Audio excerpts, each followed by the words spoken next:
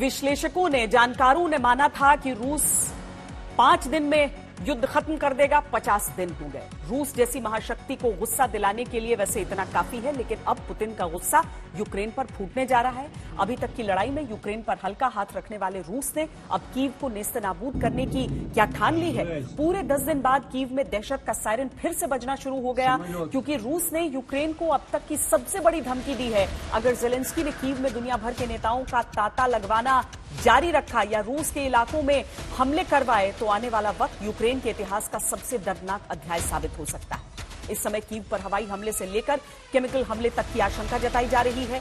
यह भी कहा जा रहा है कि पुतिन ने जनरल अलेक्जेंडर द्वोर्निकोव के हाथ में जब से कमांड और युद्ध का मैनेजमेंट दिया है, तब से रूस बहुत आक्रामक हो गया है।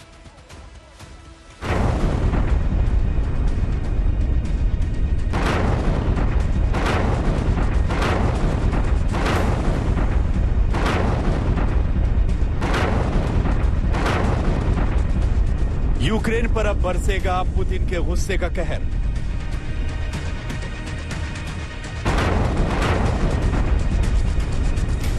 जिस कीव को अब तक रूस ने बख्शा था, अब उसी कीव को धरती के नक्शे से मिटाने की तैयारी हो चुकी है। एक बार फिर कीव में 10 दिनों बाद दहशत की आवाजें गूंजने लगी हैं। हवाई हमलों की चेतावनी ने फिर से यूक्रेन की राजधानी को डरा दिया है। अगर इस तरह की कार्रवाई करेगा तो ये जाहिर सी बात है कि रूस कुछ ना कुछ बड़ी कार्रवाई करेगा, और उसने जो चेतावनी दी थी कि वो डिसीजन मेकिंग सेंटर्स हैं वहां पर हमला कर सकता है, इंक्लूडिंग इनकी जो राजधानी है यहां पर भी हमला हो सकता है। ये सायरन कहीं ना कहीं उस तरफ संकेत करते हैं कि इसकी संभावना बनी हुई है। जहां जिंदगी नॉर्मल लौट रही थी, अभी नॉर्मल ढर्रे पे आ रही थी, वहां लगता है दोबारा से किसी एस्केलेशन के चांसेस हैं। इसके अलावा मैं बता दूं कि ग्लोबल स्केल पे हर जगह गतिविधियां बहुत ज्यादा बढ़ गई हैं।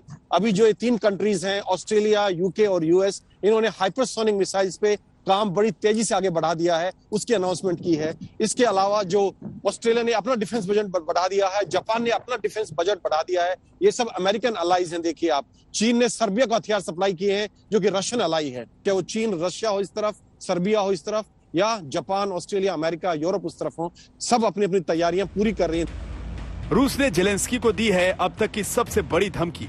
दुनिया भर के नेताओं से मुलाकात और रूस पर हमले जारी रहे तो कीव नेस्तनाबूद हो जाएगा। अब तो ऐसा लगता है कि पुतिन के बदले की आग में यूक्रेन के जलने की बारी आ गई है। जिस कीव में यूक्रेन के राष्ट्रपति अपने मित्र राष्ट्रों के नेताओं से मिल रहे हैं, उसी कीव को बर्बाद करने की कसम खाकर बैठा है रूस। रूसी रक्षा मंत्रालय ने अपने एक बयान में जो कहा, वो जेलेंस्की ही नहीं, पूरी दुनिया के लिए खतरे की घंटी है। हम यूक्रेनी सैनिकों की ओर से रूसी क्षेत्र में तोड़फोड़ और हमलों को देख रहे हैं। अगर ऐसे हमले जारी रहे तो रूसी सेना कीव के कमांड सेंटर्स पर हमला कर कीव को तबाह कर देगी।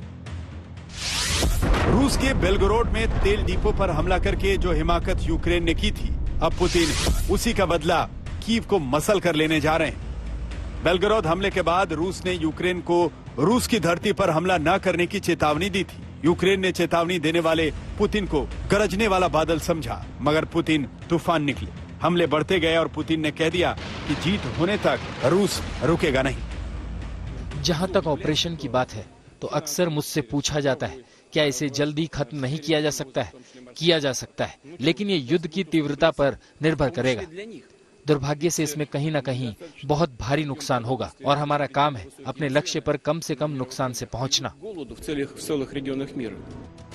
पुतिन की चेतावनी का असर देखिए कि यूक्रेन के राष्ट्रपति जेलेंस्की ने दुनिया भर के देशों से हथियार मांगे हैं। उन्हें अंदाजा हो गया है कि रूस के हमलों की दूसरी लहर अब और खतरनाक होने जा रही है, और उसका मुकाबला करने के लिए तैयारी करनी होगी। Russia still has the capacity to attack, and not only against Ukraine. Poland, Moldova, Romania and the Baltic states will become the next targets if the freedom of Ukraine falls. The images of Bucha and Mariupol have demonstrated real Russian intentions to the whole world. It could only be stopped by force of arms. It must be done now. इधर Zelensky ने हथियारों के लिए हाथ फैलाए, उधर America ने खजाना खोल दिया। अमेरिका ने $750 मिलियन यानी करीब 5,710 करोड़ रुपए के हथियार यूक्रेन को देने का फैसला किया है। अमेरिका यूक्रेन को 18 होवित्जर तोपें, और उसके 40,000 गोले, 300 ड्रोन, 500 जेवलिन मिसाइल, 200 बख्तरबंद गाड़ियां, 11 MI-17 हेलीकॉप्टर, रासायनिक, जैविक, परमाणु हमले से रक्षा करने के लिए उपकरण, 30,000 बुलेट प्रूफ जैकेट, हेलमेट, 2,000 दूरबीन, लेजर और C4 बारूदी उपकरण देने जा रहा है। इन हथियारों के दम पर रूस से कुछ दिन और लड़ पाने की ताकत यूक्रेन के पास आ जाएगी। इसीलिए जेलेंस्की रह रहकर रूस को धमकाते भी हैं कि फैसला जंग के मैदान में होगा। हालांकि यूक्रेन को 2 हिस्सों में बांटने की रणनीति पर काम कर रहे रूस ने पूर्वी और दक्षिणी यूक्रेन पर नजरें टिका ली हैं। मारियुपोल पर नियंत्रण का दावा करने वाले यूक्रेन पर रूस ने ऐसा पलटवार किया है कि यूक्रेनी सैनिक हथियार भी डाल गए और शहर पर कब्जा भी दे गए। कीव से राजेश पवार और गौरव सावंत के साथ आज तक ब्यूरो। यूक्रेन पर हमले के 50वें दिन रूस की नेवी को ब्लैक सी में बहुत बड़ा नुकसान हुआ है। ब्लैक सी से यूक्रेन की जमीन पर मिसाइलें दागने वाले रूस का सबसे महत्वपूर्ण वॉरशिप तबाह हो गया है। लेकिन यह हादसा था या यूक्रेन के मिसाइल हमले का नतीजा, इसको लेकर रूस और यूक्रेन के बीच अपने अपने दावों की जंग शुरू हो चुकी है।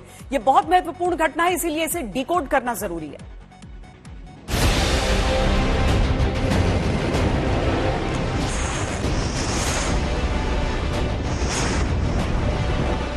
ब्लैक सी में तैनात रशियन नेवी का state of the art worship, जिसे रूस समंदर का सिकंदर मानता है, 600 फुट लंबा, 12,500 टन का गाइडेड मिसाइल क्रूजर, जिसे रूस ने साल 1979 में लॉन्च किया था। ब्लैक सी में तैनात उस मोस्कवा वॉरशिप के आग में घिरे होने की जो तस्वीरें सामने आई हैं, उसे देखकर ही अंदाजा होता है कि यह रूस के लिए कितना बड़ा नुकसान है। लेकिन समंदर से यूक्रेन पर मिसाइलों की बौछार करने वाला मोस्कवा वॉरशिप आखिर आग की लपटों में कैसे घिर गया, इसका रहस्य समंदर से भी ज्यादा गहरा है। रूस की माने तो मोस्कवा वॉरशिप का समंदर में डूबना सिर्फ एक एक्सीडेंट था, लेकिन यूक्रेन का अपना अलग दावा है। रूस का दावा है कि वॉरशिप में आग लगने से विस्फोट हुआ। यूक्रेन का दावा है कि रूस के वॉरशिप को यूक्रेनी मिसाइलों ने तबाह कर दिया। रूस का दावा है कि आग लगने के बाद वॉरशिप से सभी सैनिकों को सुरक्षित निकाल लिया गया है। यूक्रेन का दावा है कि उसके मिसाइल अटैक में रूसी नेवी के कई सैनिक मारे गए। रूस ने दावा किया कि घटना के बाद वॉरशिप अभी भी तैर रहा है, जबकि यूक्रेन का दावा है कि यूक्रेनी मिसाइल अटैक के बाद वॉरशिप समंदर में डूब चुका है। रूस ने अभी तक ये नहीं बताया कि वॉरशिप में आग कैसे लगी, लेकिन यूक्रेन कह रहा है कि उसने हमले से पहले ध्यान भटकाने के लिए ब्लैक सी में ड्रोन भेजा था। रूस के दावों का यूक्रेनी राष्ट्रपति जेलेंस्की का एडवाइजर मजाक उड़ा रहा है। Здесь, мы всегда к этому готовы, пусть летит, посмотрим. Надо просто помнить, что на любой выстрел по нашим органам управления у нас найдется.